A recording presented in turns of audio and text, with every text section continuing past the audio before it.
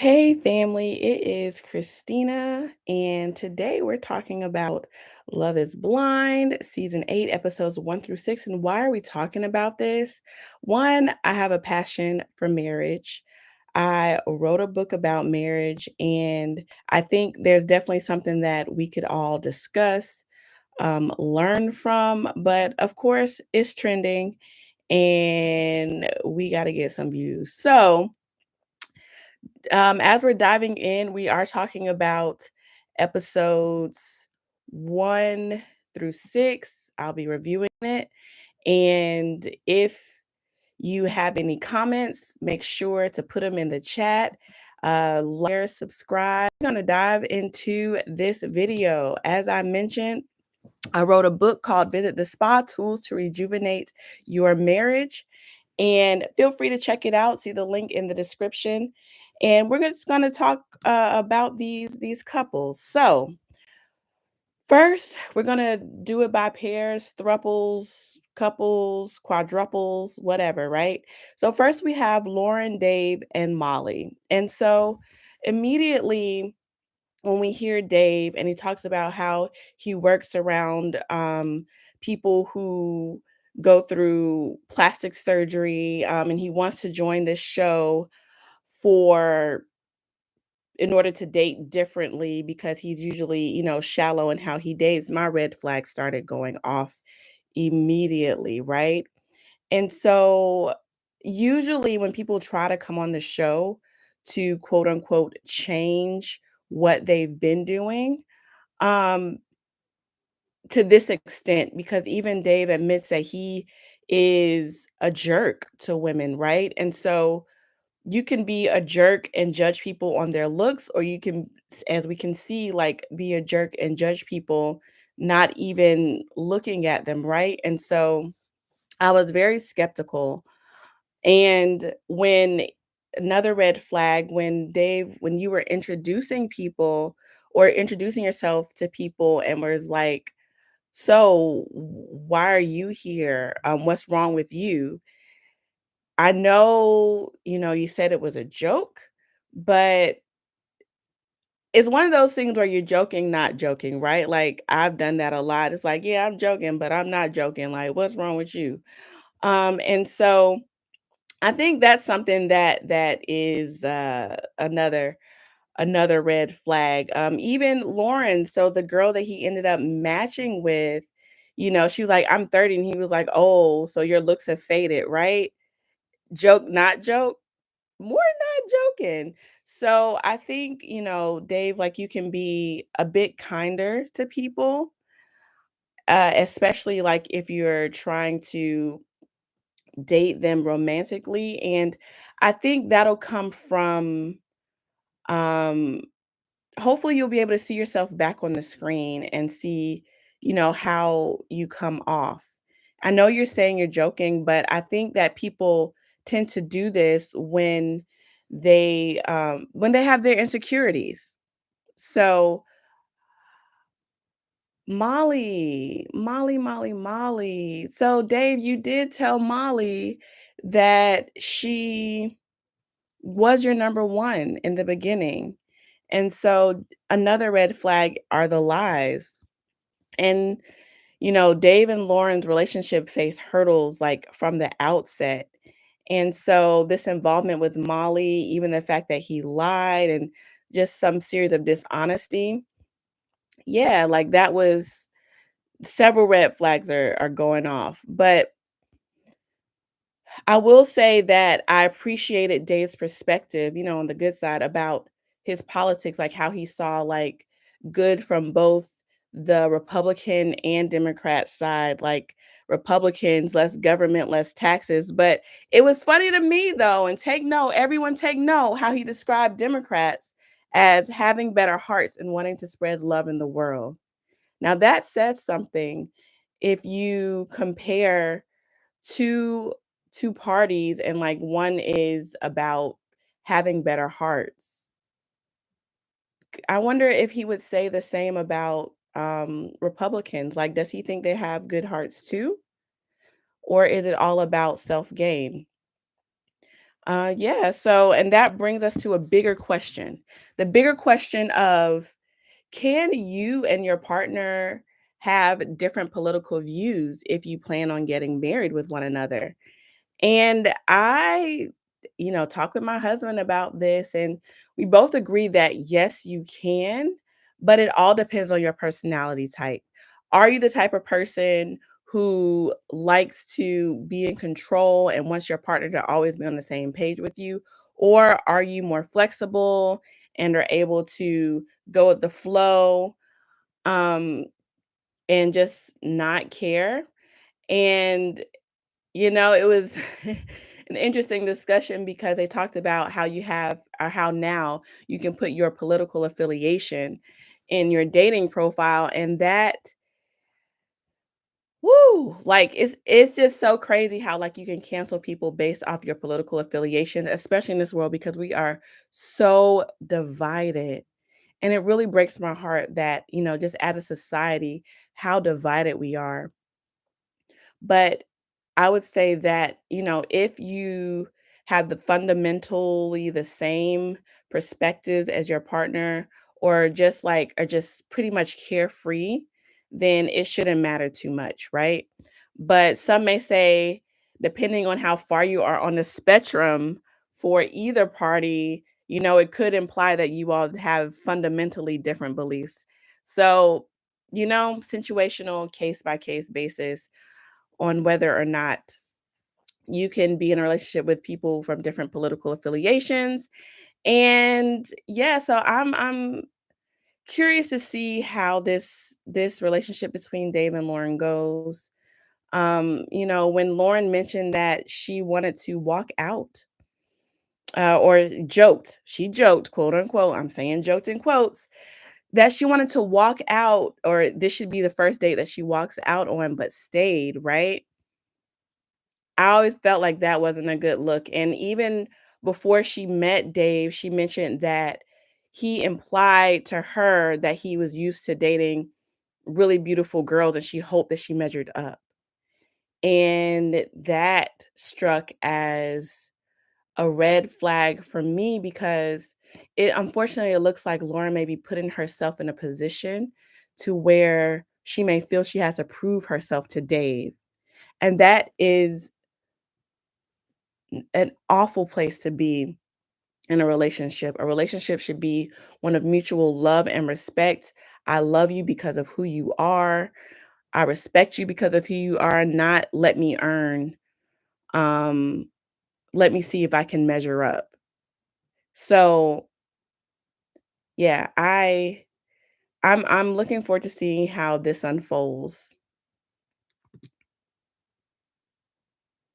Monica and Joey. So, their connection, I feel like this is the connection that we all saw coming, that, it was no question they would get engaged. They seemed to bond over just, they had a lot of laughs. It seemed genuine. They had shared interests. But to me, if I can be quite frank, when I saw the reveal, it looked awkward. And so I didn't know if they were laughing because they were nervous. Um, but they were laughing a lot and something did seem a little bit off to me. And I noticed that when Joey complimented Monica, "Oh, you're beautiful." She said she likes his eyes and he looks like Tarzan. So I don't know if that's a clue as to, Monica, are you really attracted to Joey? And, we go through this every season. Is love blind? Y'all know we know the answer. No, love is not blind. You can connect with someone emotionally in the pods, but still not be physically attracted to them. And physical attraction is definitely, honestly, a priority when it comes to finding your partner, especially since there's so many temptations in the world. You would want to be physically attracted to your partner. So, I'm looking forward to seeing how this unfolds as well. Honestly, I'm a little skeptical. But we'll see. I hope that I'm wrong. All right. So this next thruple that we have Brittany, Devin, and Virginia. And Brittany and Devin, I feel like had a wonderful connection. And Devin seemed like he really opened up to Brittany. And he even mentions that he was hesitant on moving on with Virginia because it seemed like she was holding back something, right? And it's important, especially in this process, that you have to open up because it's such a quick process. And once Brittany or Brit, I'll call her Brit, revealed that she had previous dating experiences with women, you could instantly see that that made Devin hesitant. And I'm glad that she shared that to him prior to getting engaged. We saw in season one that one guy failed to mention that he was also attracted to men, and that whole situation blew up. But, you know, I'm glad Britt let Devin know up front, like, I like both men and women. And that gave him the opportunity to decide whether or not he would be comfortable with that. And even as they were breaking up, Britt mentions that she could be quote unquote indecisive in regard to some things. And the way she was saying it said that it was more like of a present tense. And so maybe it's something, Britt, that you might still be wrestling with, struggling with. And I know you mentioned that you can only see yourself with a man, building a life with a man. But when you said that, you were indecisive, maybe it's something that you may need to look deeper in and explore a little bit more before making such a huge commitment to just marry one person. And so, Devin ends up proposing to Virginia. I believe, they also had a beautiful connection, but it was hard for them to go deeper. And Virginia mentioned that, she has some walls up, and that's understandable. And she explained, how she has not had the greatest past dating experiences. And, hopefully it's something that they can overcome. But during the meetup, I noticed Virginia was looking down a lot, and she seemed very mild-mannered, and so that could be her personality, or it could and sh but she did mention that she thinks her mom would like Devin, but it still seemed a little, I'll say even a little standoffish. Maybe I'm wrong, like, let me know if I'm wrong, you guys, if you all saw the same, or if I'm just out of pocket here. Again, visit the spa, tools to rejuvenate your marriage, shameless plug, link in the description box. All right, Sarah and Ben. So I love the discussions that they had, from the LGBTQIA community to Black Lives Matter. And Sarah is very passionate about social issues. She's passionate about Black Lives Matter. And she said, especially because, what opened her eyes to George Floyd's shooting happened in Minneapolis. And I believe her sister is also a part of the LGBTQIA community. And so Ben was very comfortable in his stance on LGBTQIA, but when it came to Black Lives Matter, he said he didn't have an opinion. And so for me, it seemed very telling that, you have a hard stance on LGBTQIA, but when it comes to race related issues, there is no opinion. But I talked to my husband, and he said that he could understand, like, from Ben's perspective, why he may not truly have had an opinion, because honestly, it doesn't impact him as a white male, right?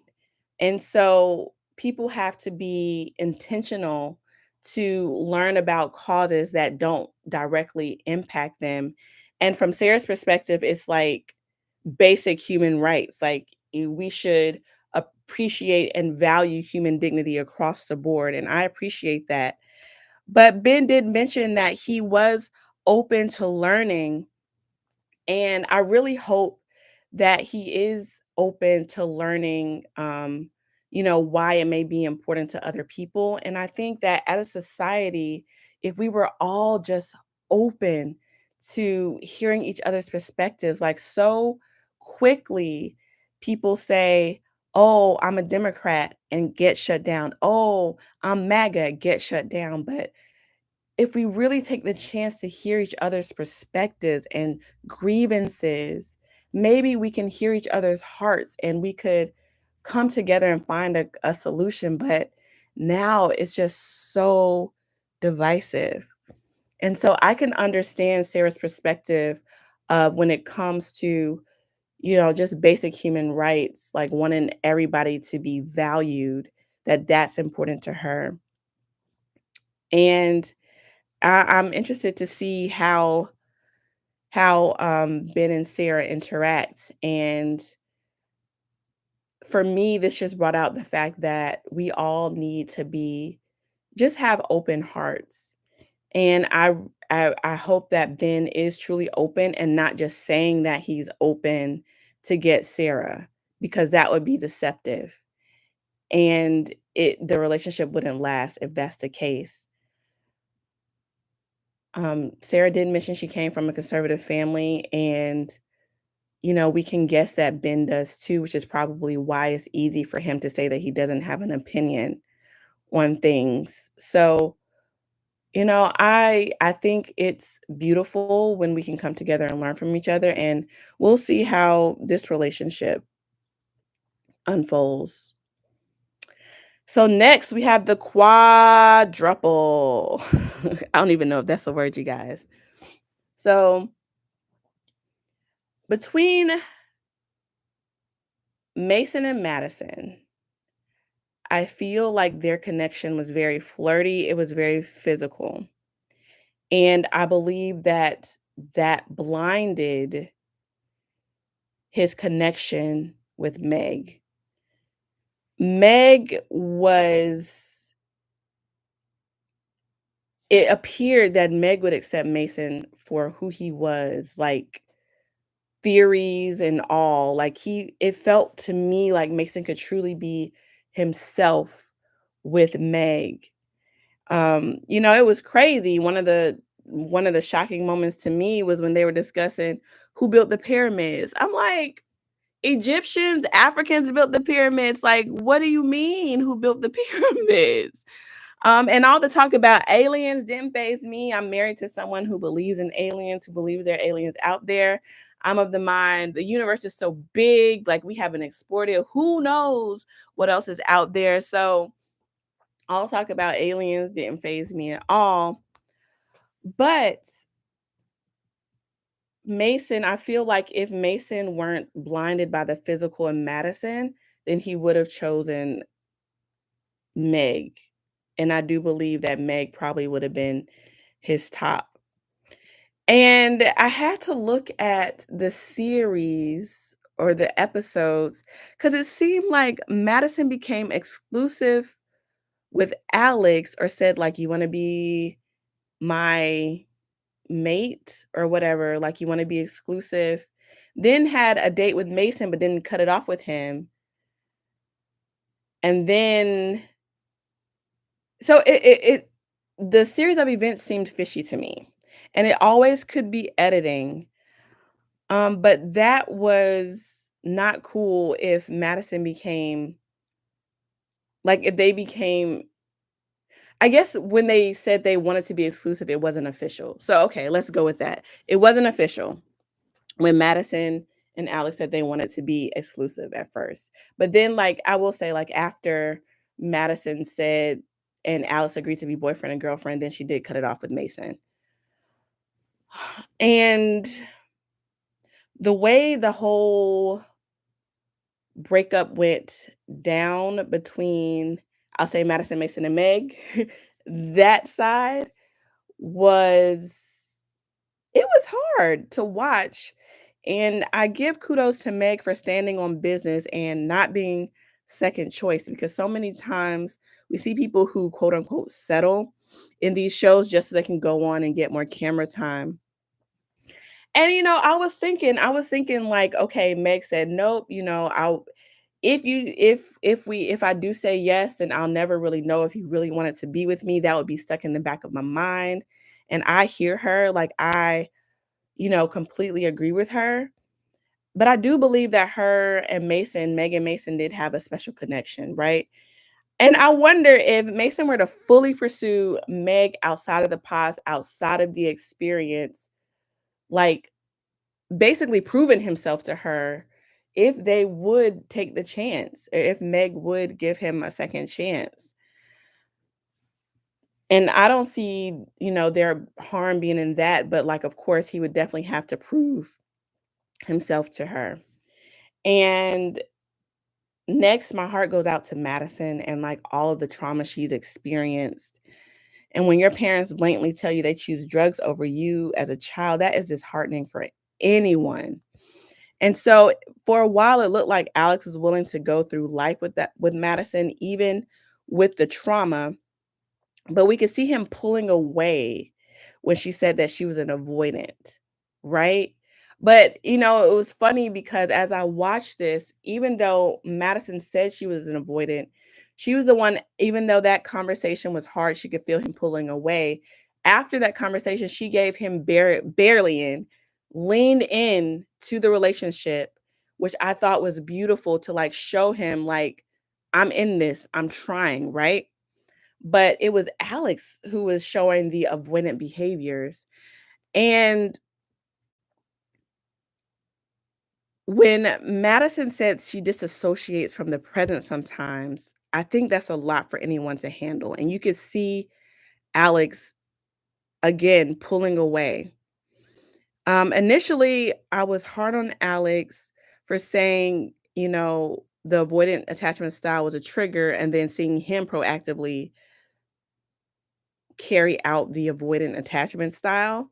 But, like, after I thought about it, Madison does have a lot of trauma and, disassociation. That's a lot. And I think it would just take him more time to figure out if that's something that he can truly handle because I know Madison said, "It's okay. Like, I got this. Trust me that I can handle it." You can trust someone, but for you to handle it, but he needs to trust himself if he can handle it. And that's going to take some time. So I think it was a good decision for them to break up. Even though when I saw the breakup unfold, that was shocking to me because it seemed like Alex was taking Mason's side and things. And Madison is here telling you, I told him this. Then he says that he didn't mean what he said to me in the first place, that he wanted to be committed to me. And Alex is like, "Oh, but I see both sides. And, I'm biased. I know I'm a woman." And I think in that instance, even if you can see um Mason's side, I would want you to validate my feelings and say, "Okay, I understand your perspective." Right? Maybe since emotions were so high, leave it at that, right? Because I don't think it was productive for him to say, "But I understand his side too." Even though you may understand his side, I don't think it was productive in that conversation to say it. It may have come up later after emotions were less. But it felt like Alex was really, really going hard for Mason in that, and that was very awkward to me. What was even more awkward though was how Alex comforted Mason after his girlfriend Madison dumped him, and how Mason came and sat next to Alex after he was excited he had a girlfriend. You could see in Mason's eyes, like he knew that Madison was the girl that Alex was talking about. And it was, for me, it felt like one of those keep your friends close, but your enemies closer, kinda. Yeah, that was a little weird, to me. And last but certainly not least, we have Taylor and Daniel. And so, fun times, right? With this couple. It seems like they truly had a great connection in the pods. And both of them kept saying, "Oh, these coincidences. Oh, it's crazy how many coincidences we have." And come to find out, the coincidences may be because Daniel knew in advance what she liked. Now that is crazy work, okay? Like that is deception at its finest. And if he truly did know what Taylor looked like, what her interests were, and didn't tell her, that is awful, especially because they had the conversation in the pods where Taylor asked if she knew what she looked like, asked if he knew her Instagram handle, and he was like, "No, like I would remember your Instagram handle." So if he lied about it and did all this stuff to specially connect with her, that would be insane. But let's be real though, what are the odds that both of them get casted for the show? Right? Out of everybody that applied, that someone who randomly sent you a message both gets casted. So, we'll see how that unfolds. We'll see how that unfolds. And one other thing that stuck out to me between Taylor and Daniel was the fact they talked about insecurities, and I was just laughing because clearly we know that Daniel's insecurity is his height. But instead, he phrased it in a way that was, "Oh, I was a late bloomer." And I'm sure he was a late bloomer, but we know his number one insecurity is his height. And, I'm wondering,